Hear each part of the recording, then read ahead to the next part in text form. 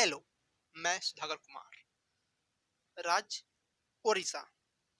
इस राज्य को 21 लोकसभा सीट और 10 राज्यसभा सीट दिया गया है।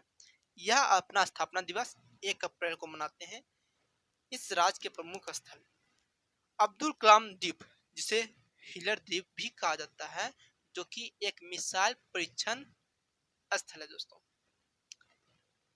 राष्ट्रीय चावल अनुसंधान केंद्र कटक में है। वही कोणार्क का सूर्य मंदिर ओडिशा में है, जिसे नरसिंह वर्मन ने बनवाया था। गोवर्धन पीठ पूरी उड़ीसा में है। ध्यान दीजिए, पूर्वी तटीय और पूर्वी रेल। तो पूर्वी तटीय रेलवे का मुख्यालय भुवनेश्वर में और पूर्वी रेल का मुख्यालय कोलकाता में और दक्षिण पूर्व रेल का मुख्यालय भी कोलकाता में। ओडिशा के प्रमुख स्थल हैं दर्रा। इस राज्य में कोई प्रमुख दर्रा नहीं है। किसी प्रमुख नदी का कोई उद्गम स्थल नहीं है। यहाँ की जलप्रपात दुदुमा जलप्रपात मुस्कुंडा नदी पर, बरेही पानी जलप्रपात बुधब लंग नदी पर। समुद्री तट। दोस्तों, ओडिशा से लेकर के पश्चिम बंगाल अर्थात महानदी से लेकर के हुगली तक के समुद्री तट को उत्कल तट बोलते हैं। वहीं ओडिशा से लेकर के आंध्र प्रदेश अर्थात महानदी नदी से लेकर के कृष्णा तक के समुद्री तट को उत्तरी सरकार तट बोलते हैं। यानी ओडिशा से ऊपर उत्कल तट, ओडिशा से नीचे उत्तरी सरकार तट। झील, चिल्का झील,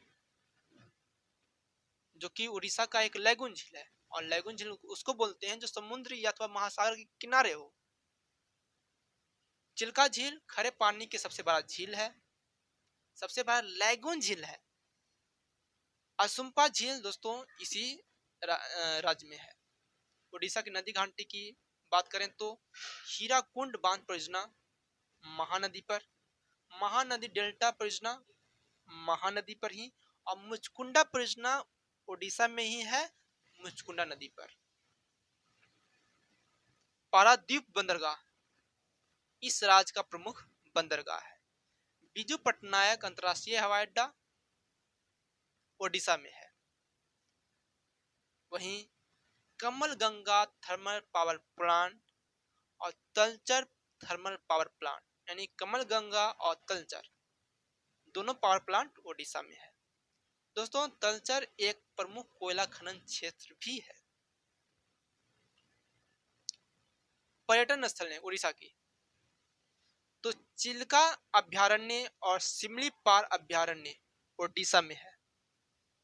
वहीं भीतरकनिका राष्ट्रीय उद्यान और सिमलीपाल राष्ट्रीय उद्यान ओडिशा में है। वहीं सिमलीपाल टाइगर रिजर्व और सतकोसिया टाइगर रिजर्व ओडिशा में है।